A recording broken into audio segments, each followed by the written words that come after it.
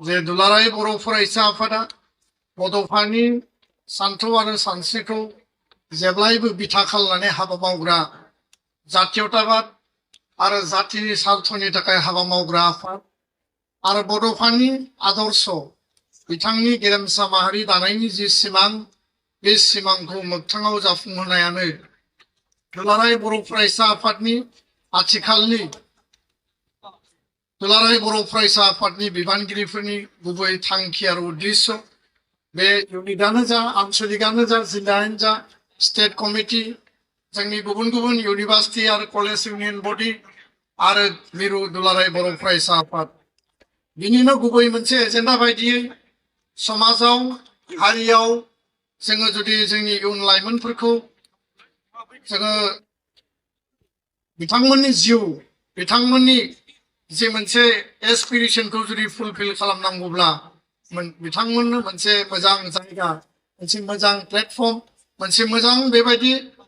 facilities for एभेलेबिलिटिखौ जों खालामनानै होनांगौ आरो आन्डार 13 फुटबल टुर्नामेन्टखौ बेखायनो दुलाराय बर' फरायसा आफादा आनसलिक लेभेलाव डिस्ट्रिक्ट लेभेलाव आरो डिस्ट्रिक्टनि चेम्पियनखौ दिनै मिरु लेभेलाव पार्टिसिपेट खालामनानै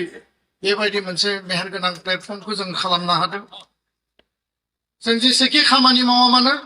जोङो जुदि यां जेनेरेशन इउथ आरो लाइमोनफोरखौ जुदि जिउनि लामा हान्थिनायाव मदद होनो हायाब्ला बिथांमोनखौ जों जुदि गाइड खालामनो हायाब्ला आरो बिथांमोनखौ जों जुदि साफा साफा गोग्गो आरो माने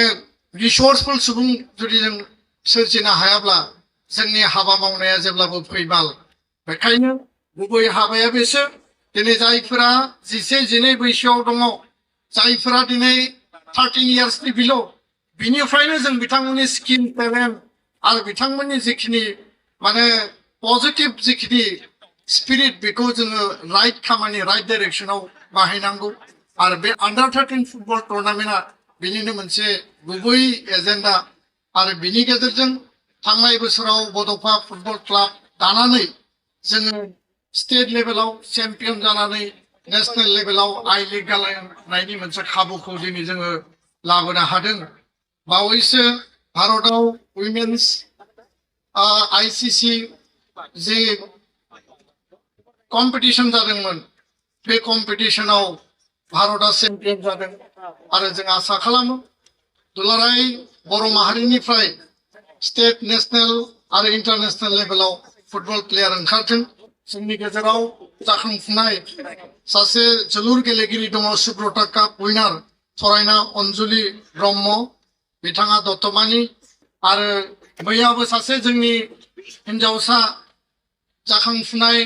फुटबल प्लेयार भेरगावआव थांदोंमोन समायना बसुमतारी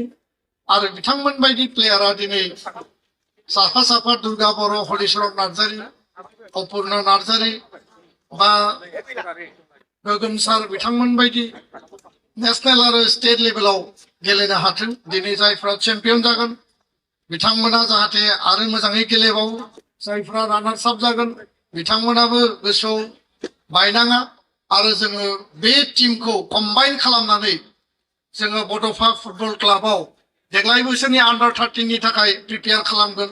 आरो प्रिपेयार खालामनायनि गेजेरजों डिस्ट्रिक्टनिफ्राय स्टेटआव गेलेगोन आरो स्टेटआव चेम्पियन जायोबा बिसोरो फार्दार नेशनेल लेभेलाव गेलेनो मोनगोन जोङो बिथांमोननि जिउ दानांगौ आरो बे गुबै खामानिखौ लानानै जों हाबा मावनांगोन समनि आंखालाव आङो बेखिनि बाथ्राखौनो बुंबाय आरो समाज बेरेखा समाजाव यां आरो इयुथफोरखौ माने गाज्रि खामानिनि प्रति जाहाथे जोङो गोजान खालामनो हायो ड्राग्सनि जौनि जुवानि एनभायरनमेन्टनिफ्राय जों जाहाथे डाइभार्ट खालामनो हायो आरो बेखायनो पजिटिभ कनस्ट्राक्टिभ स्पर्ट्स कालचार गुन गोनां सोलोंथाइ लानाय गोग्गो सोलोंथाइ लानाय गावनि जिउखौ दानाय बे गासै उद्देश्यखौ लानानै समाज फोसाबनाय आरो समाजनि ভিত্তিखौ मजबुत खालामनायनि थाखाय एबसुৱা खामानि मावगोन মই সকলোকে এই মুহূৰ্তত মই ধন্যবাদ জ্ঞাপন কৰিব বিচাৰিছো আজি এই চিডলি কাছিকটা উপস্থিত হৈছিল আমাৰ অসমৰ মাননীয় মন্ত্ৰী উষাগুৰা ব্ৰহ্ম ডাঙৰীয়া আহিছে আমাক সহযোগ কৰিবৰ কাৰণে আৰু বঙাইগাঁও IOCL ৰিফাইনাৰীৰ সন্মানীয় ইডি ডাঙৰীয়া নয়ন কুমাৰ বৰুৱা ছাৰ ডাঙৰীয়া তেওঁ উপস্থিত হৈছে তেওঁলোকৰ এই উপস্থিতি আৰু সহায়ৰ বাবে মই ধন্যবাদ জনাইছো ইয়াত সমগ্ৰ ৰাইজ উপস্থিত হৈছে ফিল্ড ভৰি পৰিছে তাৰ কাৰণে মই স্থানীয় আমাৰ ছাত্ৰ ছাত্ৰী ৰাইজ আমাৰ বিশিষ্ট ব্যক্তি এই অঞ্চলৰ সকলোকে মোৰ আন্তৰিক ধন্যবাদ মই যাচিছো নিখিল বড়ো ছাত্ৰ সন্থা সদায় জাতি গঠন জাতীয়তাবাদ আৰু বড়ো সমাজৰ যিখিনি যুৱক যুৱতীসকল আছে আৰু আমাৰ অঞ্চলত বসবাস কৰা বিভিন্ন জাতি জনগোষ্ঠী এই সকলোকে আমি আগুৱাই লৈ যাম আৰু এই সংকল্প আৰু উদ্দেশ্য লৈ পেলাই বড়োলেণ্ডখন শান্তিৰ প্ৰগতিৰ আৰু আমাৰ ল'ৰা ছোৱালী নৱপ্ৰজন্ম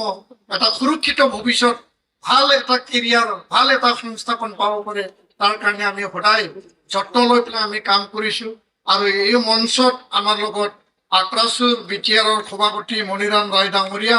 আৰু এই মঞ্চত আমাৰ বিটিআৰ গোৰ্খা সমাজৰ উত্তম প্ৰধান ডাঙৰীয়া আৰু আন আন অতিথিসকলো উপস্থিত আছে সকলোকে ধন্যবাদ জনাই আজিৰ এই যে ফাইনাল গেমৰ শুভাৰম্ভণি সেইটো মই কৰা বুলি মই ঘোষণা কৰিলো आङो दिनैनि फाइनाल गेमखौ बेखेवनानै होबाय होननानै फोसावबाय थेंक इउ खुलुमबाय गोजोन्थों